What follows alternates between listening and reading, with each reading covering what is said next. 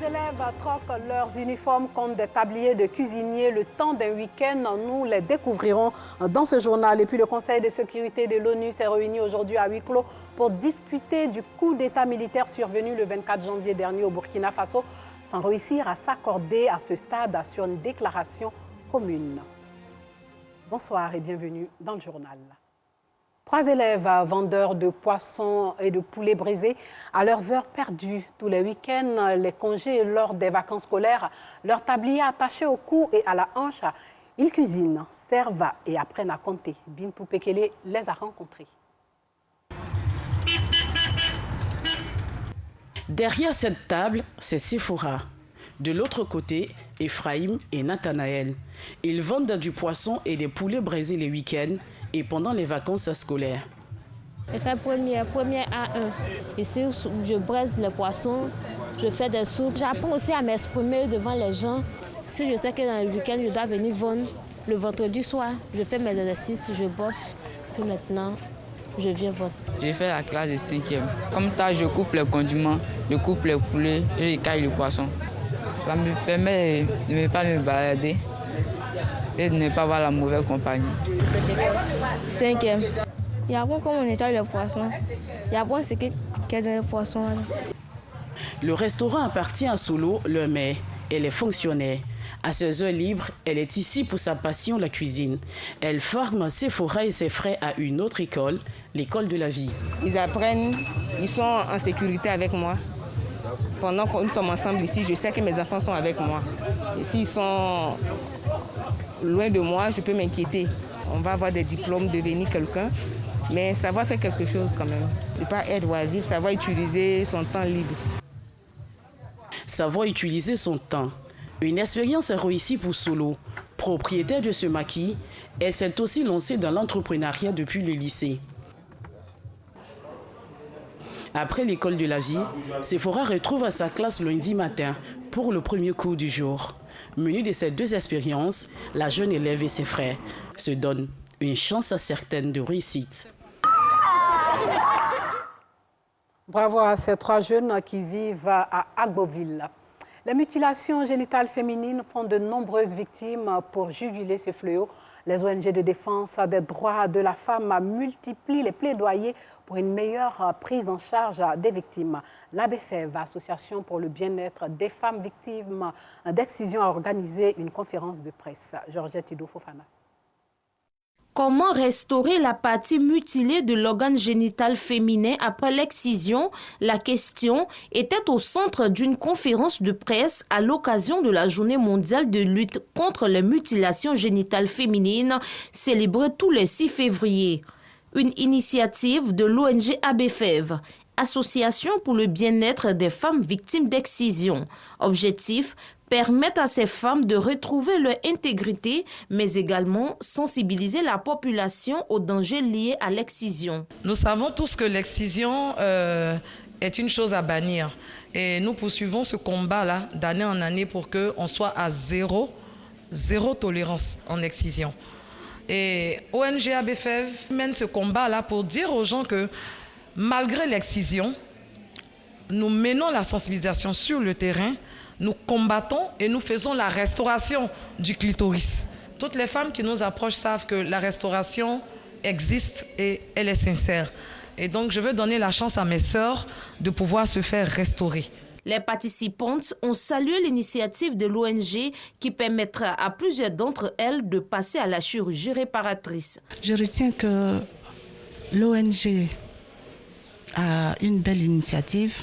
L'ONG donne du soleil, comme j'ai l'habitude de le dire, aux femmes qui sont excisées, complexées dans leur monde. Cette conférence montre que chez nous, dans notre pays, on peut aussi restaurer ces femmes qui sont dans leur coin. C'est ma première fois de participer à cette conférence par rapport à l'excision de la femme. On vient d'apprendre beaucoup de choses. Et ça nous donne maintenant de comprendre ce que c'est l'excision. Et à partir de maintenant, nous allons aider notre sœur à combattre par rapport à l'excision de la femme. Créée en 2011, l'ONG ABFEV lutte contre l'excision et aide les victimes à avoir accès à la chirurgie réparatrice. Sachez qu'un camion transportant 805 bouteilles de gaz butane a explosé aujourd'hui sur l'ancienne route de Grand Bassam. Bilan de l'incendie, 3 blessés et 16 magasins partis en fumée. Après 3 heures d'intervention, les sapeurs-pompiers militaires sont venus à bout des flammes. Conférence de presse de l'Association des internes des hôpitaux de Côte d'Ivoire sur la table des revendications sur leurs conditions de travail. Ces travailleurs étaient réunis dans la salle de conférence du CHU de Cocody pour en parler. Le reportage de Mohamed Ouattara, commenté par Alassane Drabo-Pargan. Chargé du service de garde aux urgences médicales et chirurgicales des différents CHU du pays, les internes des hôpitaux vivent depuis quelques années de nombreux sévices comme des violences verbales et physiques. Récemment, une de leurs a été prise à partie par un parent de malade au CHU de Bouaké, au centre du pays. Devant l'augmentation de ces cas, l'Association des internes des hôpitaux de Côte d'Ivoire, AIHCI, monte au créneau pour crier son ras-le-bol. C'est dans ce souci d'orienter le patient que Dr B a voulu mieux se renseigner de l'état de santé de l'enfant. Dans notre métier, il est important de poser des questions pour connaître la symptomatologie du patient. Donc, c'est dans ce cas qu'elle demande, mais qu'est-ce que l'enfant a? Et le parent, il s'offusque de cette question. Pourquoi elle peut poser la question de savoir qu'est-ce que l'enfant a, tant bien que même elle observe que l'enfant ne va pas bien. Donc, elle essaie encore d'expliquer, oui, elle sait que l'enfant ne va pas bien, mais il faut mieux orienter. Où est-ce que vous emmène? Tant que je ne comprends pas le problème de l'enfant, je ne pourrai vous orienter. Ces questions ont agacé le monsieur et il s'est mis à la violenter. Voilà comment s'est passé les faits de ce jour du 2 février 2022 au CHU de Bouaké. Ils ont profité de cette lucane pour faire aussi des recommandations aux autorités. Malheureusement, nous nous heurtons à une inquiétante insuffisance de logements. À ce jour, il existe 66 logements pour 405 internes, soit 16% des internes qui sont logés. Il faut dès alors travailler à la construction de plusieurs logements pour renforcer la capacité d'accueil des internes au sein des CHU. Créée en 1968, l'Association des internes des hôpitaux de Côte d'Ivoire est une association apolitique constituée de médecins et de pharmaciens ayant pour but de faciliter et créer un esprit de confraternité et d'entraide entre membres. La ministre de la Femme, de la Famille et de l'Enfant a présenté le pagne de la Journée internationale des droits de la femme dans la commune du Plateau. Nassene Batouré a dévoilé aussi le programme de la journée et les innovations. La thématique de la journée, l'égalité de chance pour un avenir durable en Côte d'Ivoire. Le reportage de Rosemonde Kini est commenté par Georgette Ido Fofana. Bleu, vert, violet, orange et marron. Le pagne du 8 mars 2022 portant l'écriture « Droits des femmes » est disponible. Ce support promotionnel de mobilisation des femmes a été présenté officiellement par la ministre de la Femme, de la Famille et de l'Enfant, Nassene Batouré, lors d'une conférence de presse. Les motifs du pagne sont l'expression de l'unité et de la solidarité du peuple de Côte d'Ivoire.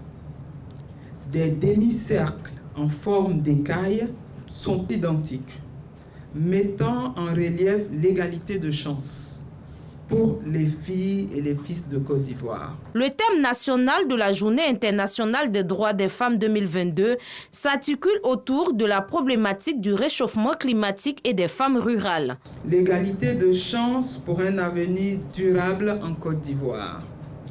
Il s'agit pour nous de mettre sur la sellette la problématique du changement climatique qui menace l'avenir si rien n'est fait sous l'angle de la dimension genre. Chaque 8 mars est célébrée la Journée internationale des droits des femmes. Elle vise à revendiquer leurs droits. Le lancement officiel de cette journée aura lieu le 21 février prochain à l'université Félix Houphouët-Boigny de Cocody. Un mot de religion avec cette communauté, la communauté Béthanie, la grâce de la quasi-paroisse Saint-Jean-Paul II d'Agboyaté qui a 25 ans, messe d'action de grâce à de bénédiction des temps forts qui ont meublé cette célébration en présence de nous Sangaré et Alassane Pargan Drabo. La communauté Béthanie La Grâce de la quasi-paroisse Saint-Jean-Paul II d'Agboyaté dans la commune de Yopougon a 25 ans. 25 années d'existence au service de l'œuvre de Dieu. En 25 ans, la quasi-paroisse a travaillé à la conversion des fidèles par la diffusion de l'évangile, la méditation et la prière communautaire. 25 ans au service de Dieu, vraiment, c'est une grande joie pour toute la communauté.